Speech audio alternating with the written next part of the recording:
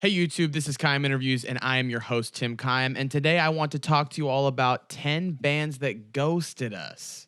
Just straight up ghosted us. So a lot of times when a band breaks up, there's kind of notice about it or maybe a farewell show or farewell tour, but with these specific 10 bands, they kind of just fell off the face of the earth with little to no explanation of why they left. And so a lot of people know ghosting sucks. Ghosting doesn't feel good, but it doesn't feel good either when a band does it to you. So here are 10 bands that ghosted us, and, it still kind of hurts a little bit, but let's talk about it here on Cayem Interviews. Band number 1, Mica Relocate from Houston, Texas. Now, I start off with this one because I have fond feelings about this band. I basically toured for the very first time ever with Mica Relocate. I mean, they gave me my first shot at touring. It wasn't anything crazy. I didn't go on like month-long spans with them, but I really wanted to dip my toes in touring, and they were gracious enough to take me with them for some California shows, and I've gotten to see them in Texas and whatnot, and they're just a great group of guys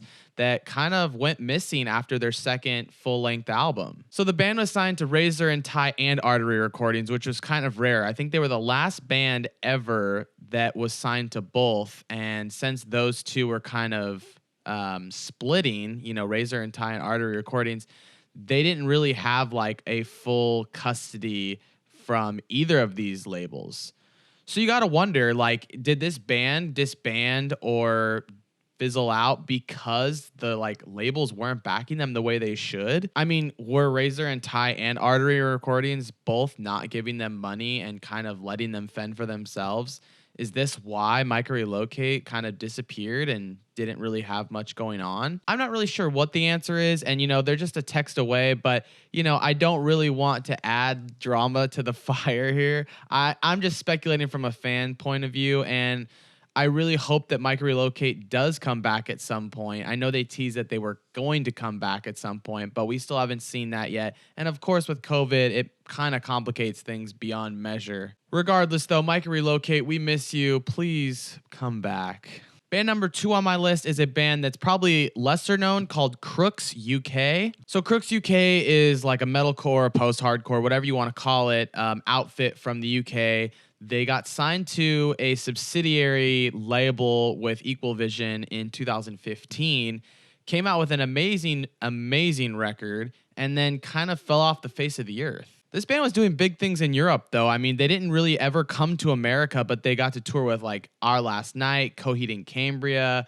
Glassjaw. They were doing great things in the UK. Their 2015 record, Are We All the Same Distance Apart, was actually a huge breath of fresh air, as post-hardcore influence was kind of totally ditched at this point. They kind of had a great sound of like what Silverstein was, but I guess mixed it well with some more complicated instrumental parts. They also had more mellow tracks on this record with piano, and it was just more emotional. And to me, it was a better version of what Silverstein was, as well as a little more edgy, as the artists, kind of had a look to them, and more, again, emotional influence than I would say Silverstein had. I heard a rumor that the vocalist was afraid of flying, and I'm not sure if that's completely confirmed, but I heard that was kind of a reason as to why they deteriorated and never came to the US. And then probably the label looked at them like, you gotta tour the US. You can't just blow up in the UK and not go anywhere else. But I was super, super bummed nonetheless that I never got to see this band in the United States, because I absolutely love the record. Their vocalist now does SoundCloud rap. I mean, he does like a solo SoundCloud rap thing, and I don't think it's taken off or anything like that, but if you want to check it out, I'll link it up here. Also, not to mention, you should definitely check out Crooks UK if you haven't, because I'm sure a lot of you haven't. I found them on Discover,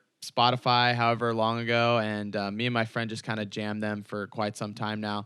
They're a really great band, so again, check them out here. Number 3 on my list is a band called Confide that I'm sure you all are pretty familiar with, and the band disbanded quite a while ago, but then came back in 2013 with a crowdfunded album. So I mean, this was like, I guess, the first major successful crowdfunded album I had seen successful in the metal industry. I'm not sure if it was because of the nostalgia factor or more notable headlines of Confide with their previous drummer Aaron actually joining Avenged Sevenfold and becoming the touring drummer for that band. But the band met their $30,000 or $40,000 marker very quickly and got to it right away. Now, there was some controversy behind the whole thing because Joel Piper was the main producer for this record and he was in the band. So essentially, money was going to the band to create the album. I don't know. It was kind of weird, but regardless, people accepted this album with open arms. So with the release of this new album, they had some cool shows to go with it, and it was kind of a strong reunion that we were all pretty hopeful for an official comeback from Confide, but we never really got that. We kind of got ghosted. So I can kind of get why we were ghosted because it's kind of hard for a band like Confide, right? Like they're more of a nostalgia factor in like an earlier stage of metalcore that was just completely different. And then now coming into the more newer age of metalcore, which is more radio rock or like Bring Me the Horizon, EDM influence, whatever, they just don't really fit into that completely. And I don't think they wanted to. So I get why they didn't completely come back and make new music indefinitely. But regardless, we didn't really get an explanation from the band that that was happening and kind of really still haven't. So no matter what these artists are doing, whether Joel's doing solo stuff or Ross doing apparel stuff or even Jeff doing, the new band Noble that you guys can check out, these bands, they are very dispensable, it seems, and kind of fragile and we just have to appreciate them while they are around, especially from these earlier ages. But regardless, I am stoked that Confide came out with that album, and I am, pretty appreciative that they got the crowdfunding and turned that around for us in a relatively, small amount of time. And the reunion show was pretty cool too. But nonetheless, it still kind of hurts that Confide ghosted us. Number 3 on my list is a Rise Records band called Alive Like Me. I'm not sure how they disbanded or why, and I just didn't really want to ask completely. But Alive Like Me is another band that I was super close to when they were around, and I worked intimately with them because I knew that they were going to be, or at least had the potential to be, huge. To me, they were like a Sleeping with Sirens 2.0 and more with the times of when they were coming out. It was a strong rock, outfit from Oregon, and they had the great backing from Rise Records. I believe they were signed on the spot when they were in a practice space with the owner of Rise Records. And I had high hopes for them. Their feature full length was great. Tons of great hits, very catchy. Their vocalist was very fun and energetic. Their live performance was very fun and energetic. And I thought everything was going in the right direction, and then they just kind of disappeared. The vocalist, Jairus, is now married to Acacia Brindley, otherwise known as Acacia Kersey, because they're now married and have kids together. And I don't know if that was partially a reason for the band disbanding, or if, they couldn't regroup after Jairus wanted to take a step back, or I don't even know if Jairus was the one that wanted to take the step back. But regardless, this band kind of gave us little to no explanation of why they disbanded, and it still kind of hurts. I mean, it's just kind of sad to know that we'll never completely understand how big this band could have gotten. So that's always a bummer, and another reason why this ghosting just kind of hurts more than the rest. Band number 5 is a band that is going to be pretty controversial in that they're kind of still around, but I feel like we were ghosted still. Number 5, the band for me is Sworn In. And Sworn In, obviously, is a little bit different than all of these bands that I have mentioned because they were on, I guess, the incline of their career very rapidly and then immediately just disappeared. The band was signed to Razor and Tie from 2013 to 2016 and then ended up signing with Fearless at pretty much the height of their career and then signing on for obviously a full-length album to come out. Tyler Denon was featured in their single, Don't Look at Me, and things seem to be moving in the right direction. I mean, going from Razor and Tie to Fearless was a pretty big deal, and Fearless obviously has an amazing roster and takes really good care of their bands. But then shortly after, a month after Don't Look at Me premiered, they announced the disbanding of Tyler Denon from the band and huge lineup changes. Eugene, their guitarist, said he was going to move back to his original slot in vocals. And then Chris George, their drummer, who kind of composes their music, was set to go into the guitar position. And then they brought in a new drummer, and it just kind of took a new shape almost immediately. Now, again, the sound of Sworn In was pretty much dictated by Chris, their drummer. I mean, he composed all of their music.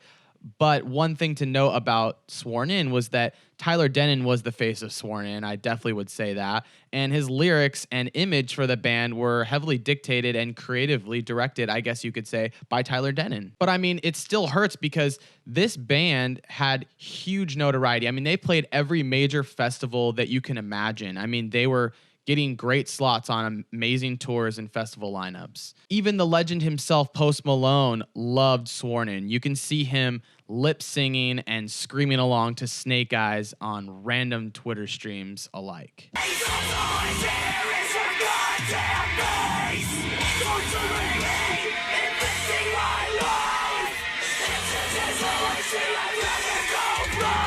So how did Sworn In fall off the face of the earth? How did they ghost us? Well, so Tyler Denon left the band and they immediately decided to pivot, or maybe it was decided beforehand that they were going to re-release their iconic EP, Start In. I think that was a good move on the band's part to still have some piece of Tyler Denon with the band and kind of fuel people towards a positive release for the band. I mean, that's something that a lot of fans probably wanted. However, when it came time for Sworn In to actually release new music without Denon, it didn't go well. Their song with Eugene on vocals was not highly praised by fans or critics alike, and nobody was really stoked on what they did. People in the comments even went as far to say that this is what killed the band Sworn In. I feel like the band did what they could to stay afloat, and at the end of the day, they'll always write cool instrumentals, regardless of whatever they make in the future.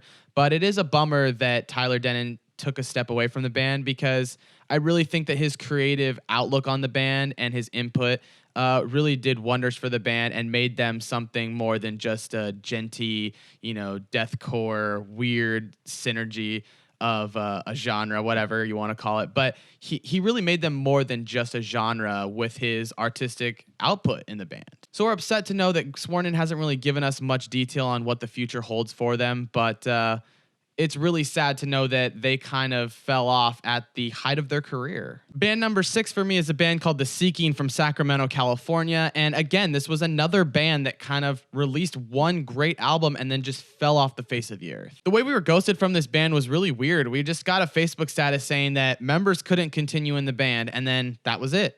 Haven't heard from them since. Again, this is another weird ghosting thing because I had really high hopes for this band. They were the first band I ever interviewed, and I didn't take it lightly that I was interviewing them. I mean, I really thought that they were going to be a massive band. They were very talented. The album Yours Forever was honestly a breath of fresh air for most people in metalcore at the time. I mean, there were guitar solos, which was interesting because that didn't really exist at the time. And then they had a mix between a clean vocalist and another clean vocalist that also did some screams. So it was kind of a breath of fresh air and new for the genre. So other than knowing that, too many members couldn't commit to the band, we don't really know what happened, and we don't really know why it happened, and we don't know what the future holds for The Seeking, but I don't have high hopes in that, Dylan Housewright, their main clean vocalist, has kind of moved on to do other projects, more solo-based stuff, and it doesn't seem like they're really friends anymore or talking on a consistent basis. Their previous vocalist, Dylan Housewright, kind of gained some notoriety in the Christian sphere. He started a EDM pop ensemble with another dude, and they were called Capital Kings, and they also went on a hiatus in 2018. So it's really a bummer that we're not really getting anything from this band. Sometimes bands disband and then their members start other projects, one here, one here, one here. But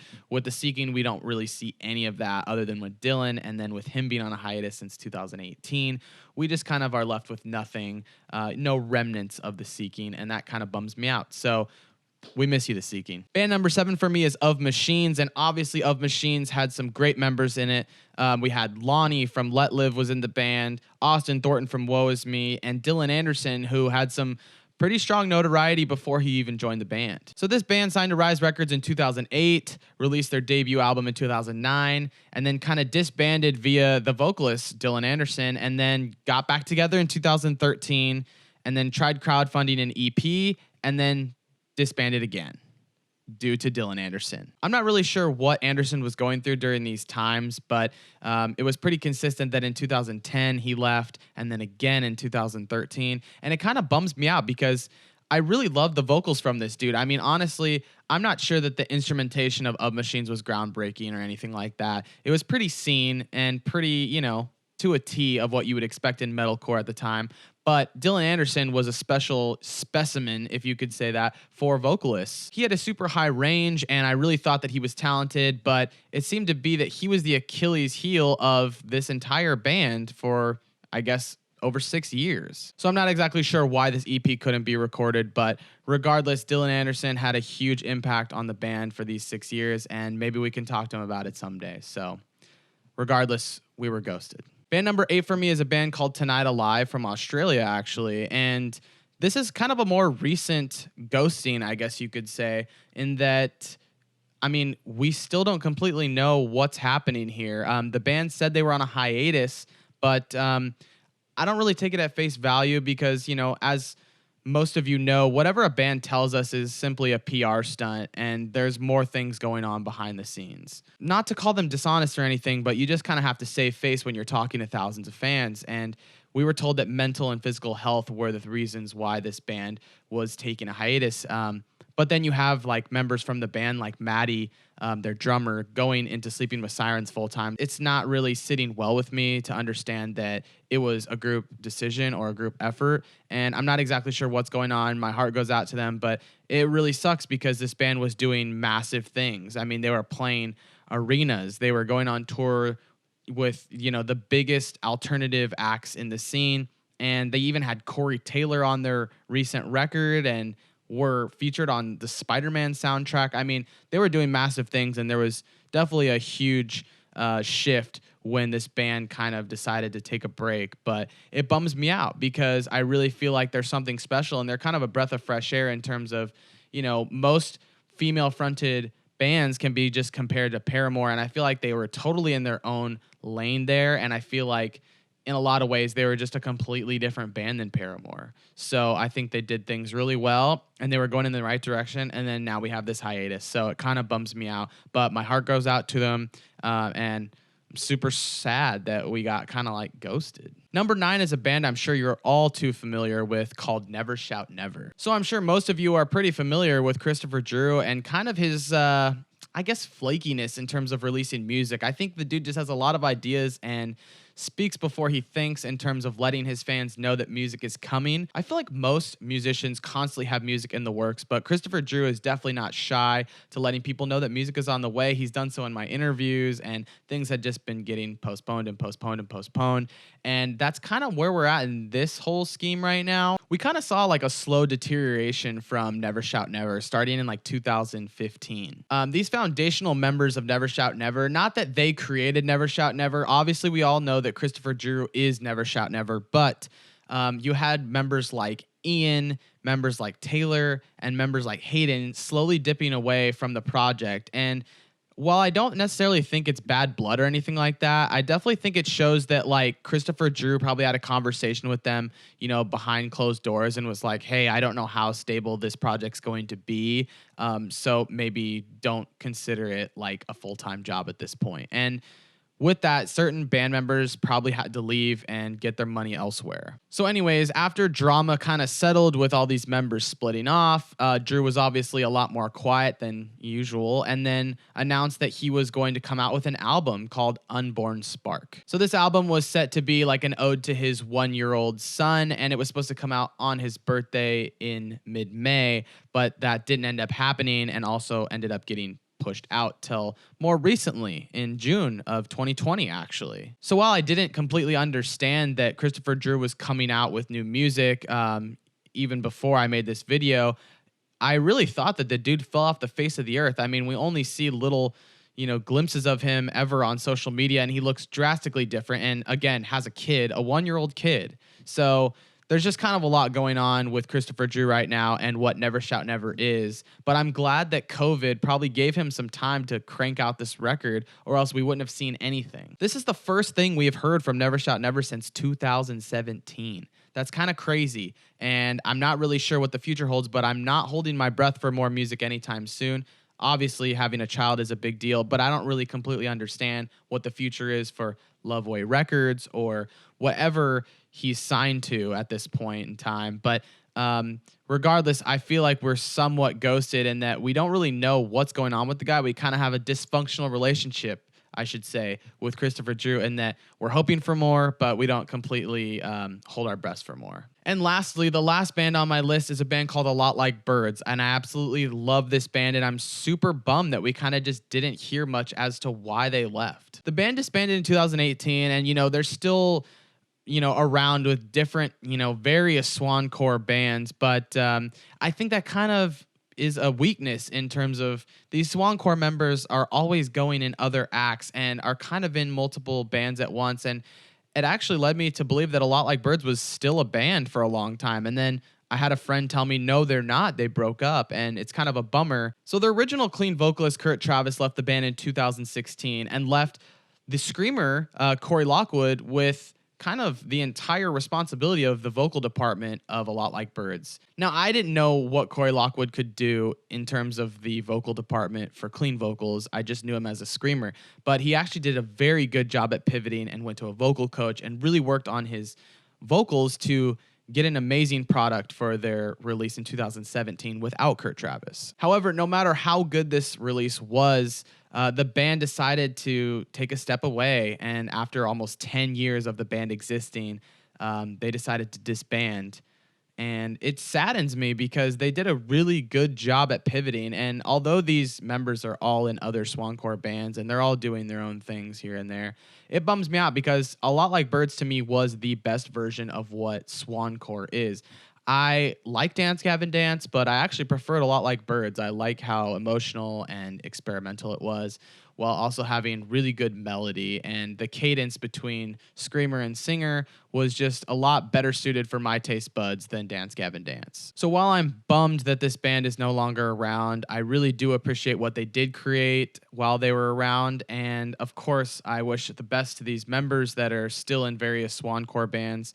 But it bums me out that we didn't really get an explanation as to why and when they will possibly come back. So, guys, that is my top 10 list of bands that ghosted us. And it still hurts, it still sucks to know that these bands had such potential or had such great careers and then called it quits.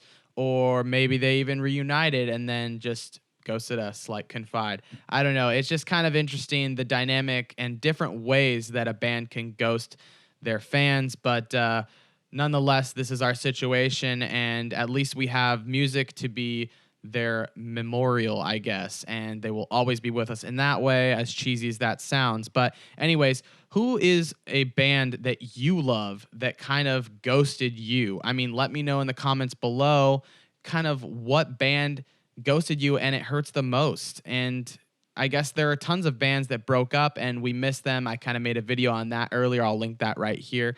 But this is kind of a different situation. These are bands that strictly just ghosted us and didn't give us much of an explanation as to why they disbanded, and it was very sudden. So anyways, I hope you guys enjoyed this video. Please like, comment, subscribe, all that good stuff. And as always, it's Cayem Interviews. Peace out.